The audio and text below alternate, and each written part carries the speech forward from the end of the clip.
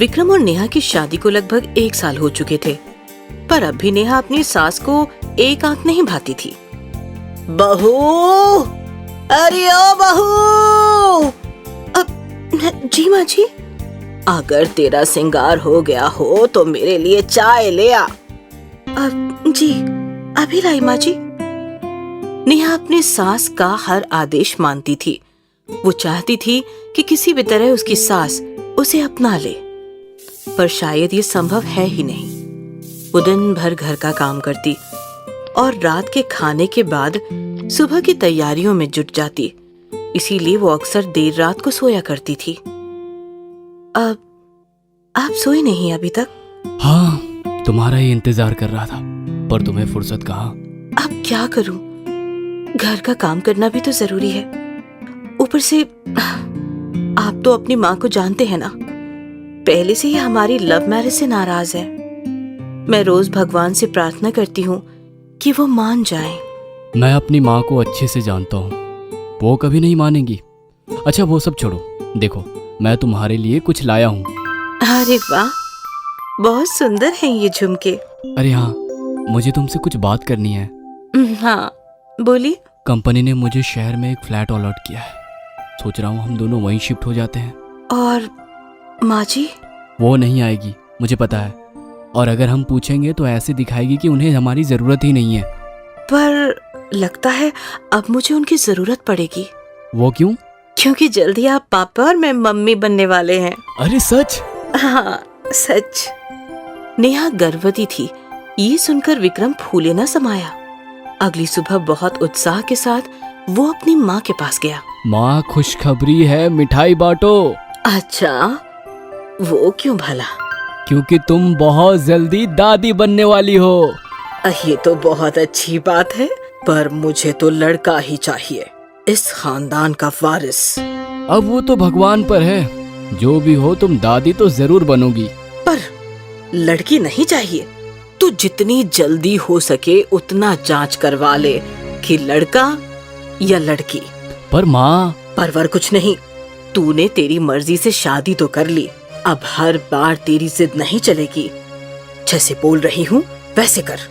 विक्रम ने अपनी माँ को समझाने की बहुत कोशिश की, पर वो टस से मस नहीं हुई। उनका निर्णय अटल था। नेहा गर्भवती होने के बावजूद घर का सारा काम किया करती थी।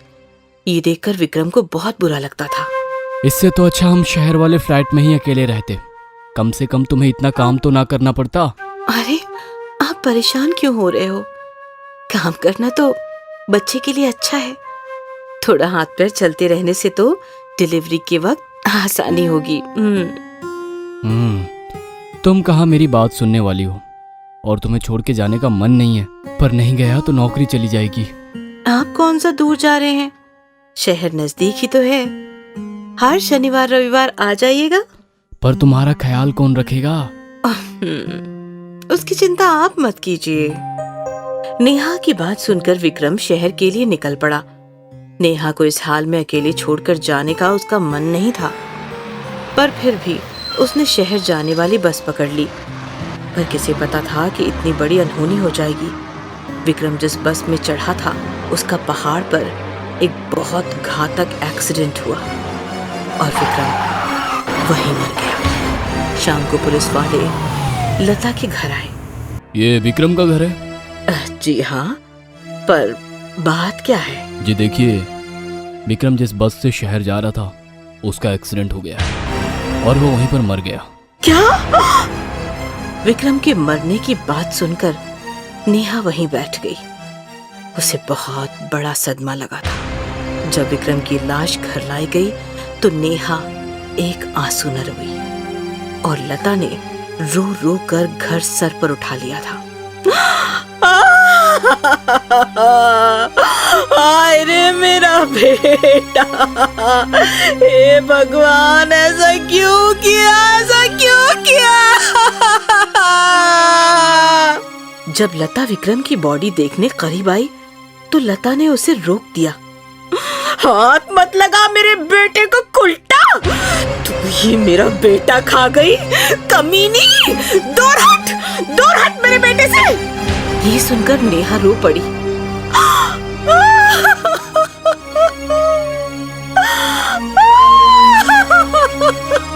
लता ने नेहा को घसीटते हुए घर से बाहर धक्का दे दिया।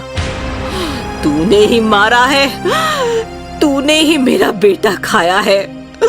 आज से इस घर में तेरे लिए कोई जगह नहीं है। चली जा यहाँ से चली जा। नेहा के ऊपर दुखों का पहाड़ टूट पड़ा। उसका अपना कोई न था, वो अनाथ थी। विक्रम ही उसका सब कुछ था। अब वो करती भी तो क्या करती, किसके लिए जीती? इसीलिए उसने सोचा कि वो आत्महत्या करेगी। वो रोते रोते भारी बरसात में एक पहाड़ पर चली गई। मुझे माफ कर देना बेटा, मैं अपने साथ तुम्हें भी मार दूंगी, पर मैं क्या करूं? अब हमारा अपना कोई नहीं है इस दुनिया में। मैं नहीं चाहती कि तुम भी मेरी तरह अनाथों वाली जिंदगी काटो। माफ कर दो मुझे बेटा, माफ कर दो। पर जैसे ही नेहा कूदने वाली थी, एक ऋषि मुनि ने नेहा का हाथ थाम लिया। उस ऋषि के चेहरे पर सूर्य का तेज था। रुक जाओ पुत्री, ऐसा अनर्थ ना करो। पर अब मैं जीऊं भी तो किसके लिए? अपनी होने वाली संतान के लिए। तुम्हारा पुत्र कोई आम बालक नहीं है, ये बालक इतिहास रचेगा। पर अब मैं कहाँ जाऊंगी?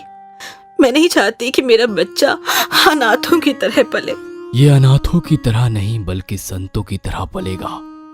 तुम मेरे साथ मेरे आश्रम चलो और तुम्हारा पुत्र उसी आश्रम में बड़ा होगा। ऋषि मुनि की बात सुनकर नेहा ने आत्महत्या करने का विचार छोड़ दिया और वो ऋषि के पीछे पीछे चल पड़ी। नेहा का आने वाला बच्चा कैसा होगा और नेहा की जिंदगी कैसे कटेगी, ये तो आने वाला कल ही बताएगा। पूजा अपने पापा की बेटी नहीं बेटा था। पूजा के पापा ने पूजा को लड़के से कम नहीं समझा था। शायद इसीलिए पूजा के पापा उसे बाइक चलाना सिखा रहे थे। पापा, ये बाइक चलाना जरूरी है क्या? आप मुझे दूसरी लड़कियों की तरह स्कूटी नहीं सिखा सकते क्या? नहीं, हरगिज नहीं। मेरी बेटी स्कूटी नहीं बाइक ही चलाएगी। क्या पापा? अरे रे, कोई नहीं, चलो वापस ट्राई करते हैं। हाँ, इस बार तो मैं ये बाइक चलाकर ही रहूंगी। ये हुई ना बात। और दोबारा कोशिश करके पूजा ने बाइक चलाना सीख ही लिया। उसके पापा बहुत खुश थे। अब वो अक्सर अपने पापा को टिफिन देने बाइक पर उनके ऑफिस आती थी। वहीं उसकी पहचान माणिक से हुई। माणिक और पूजा में बातचीत हुई। माणिक को पूजा बहुत भा गई। माणिक ने पूजा के घर आके उसके पिताजी से रिश्ते की बात की। इस रिश्ते से पूजा भी सहमत थी और कुछ महीनों बाद माणिक और पूजा की शादी हो गई। माणिक अच्छी नौकरी करता था, इसलिए शुरू में सब ठीक था। 2 साल बाद जब पूजा ने बेटी को जन्म दिया, देखो माणिक कितनी खूबसूरत है। क्या देखूं? तुमने मुझे कुछ देखने लायक छोड़ा कहाँ है? मेरे घर वाले सब वारिस का इंतजार कर रहे हैं। अब किस मुंह से उन्हें बताऊं कि लड़की पैदा हुई है? क्या फर्क पड़ता है लड़का हो या लड़की? है तो ये हमारी बेटी ही ना। ये तुम्हारी बेटी है, मेरी नहीं। माणिक वहाँ से चला गया और पूजा की आंखें भर आई। जब पूजा के पिताजी वहाँ पहुँचे तो पूजा ने उन्हें सब कुछ बताया और उन्हें पकड़कर रोने लगी। तू फिक्र मत कर, मैं माणिक से बात कर लूंगा, सब ठीक हो जाएगा। पूजा को अपने पापा पर बहुत विश्वास था। पूजा के पापा माणिक से मिलने उसके घर गए। बेटा माणिक, तुम इतने समझदार हो, लड़का हो या लड़की क्या फर्क पड़ता है? शायद अगली बार तुम्हें बेटा ही हो। और वैसे भी घर में लक्ष्मी आई है, तुम्हें खुश रहना चाहिए। माणिक ने पूजा के पापा की बात मानी और वो अपनी पत्नी और बेटी को लेने हॉस्पिटल गया। माणिक उन्हें घर तो ले आया पर वो खुश नहीं था। उसे बच्ची का रोना एक आंख नहीं भाता था। अरे पूजा, चुप करवाओ इसे। इस लड़की ने तो मेरा जीना हराम कर दिया है। इस तरह कुछ महीने तो बीत गए। एक बार फिर पूजा प्रेग्नेंट हो गई। पूजा बहुत टेंशन में थी क्योंकि इस बार अगर उसे बेटी हुई तो माणिक पता नहीं क्या करेगा। और वही हुआ। मुबारक हो, आपको बेटी हुई है। बेटी का नाम सुनते ही माणिक गुस्से में हॉस्पिटल से चला गया। पूजा माणिक को मनाने के लिए उठ ही रही थी कि तभी उसके पापा वहाँ आ गए। पापा वो गुस्से में चले गए। पूजा अपने पापा के गले लगकर रोने लगी। पूजा के पापा एक बार फिर माणिक से मिलने गए। इस बार मुझे कुछ सुनना नहीं है। आप चुपचाप अपनी बेटी और उसकी बेटियों को अपने साथ ले जाइए।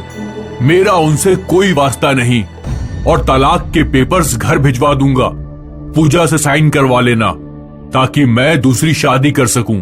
ये सुनकर पूजा के पापा चुपचाप वहाँ से चले गए। वो पूजा और उसकी दोनों बेटियों को अपने घर ले गए। पूजा के पापा की उम्र हो गई थी, फिर भी वो अपनी बेटी और नातियों के लिए जॉब कर रहे थे। पूजा ने अपने पापा की मदद करने की ठानी और वो लड़कियों को बाइक चलाना सिखाने लगी। इससे उसकी अच्छी खासी आमदनी होने लगी थी। पापा, अब आपको काम करने की जरूरत नहीं। पर बेटा, तू अकेले कैसे सब संभालेगी?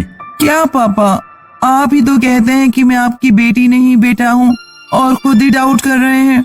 पूजा के पापा ने उसकी बात मान ली और अब वो घर बैठकर सारा समय अपनी नातियों को देखने लगे।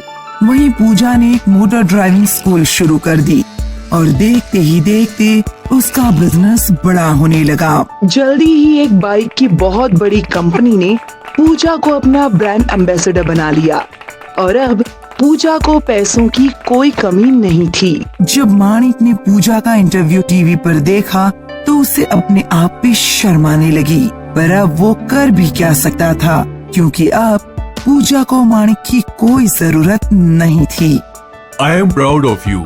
तू सच में मेरा बेटा है। Love you. I love you too पापा।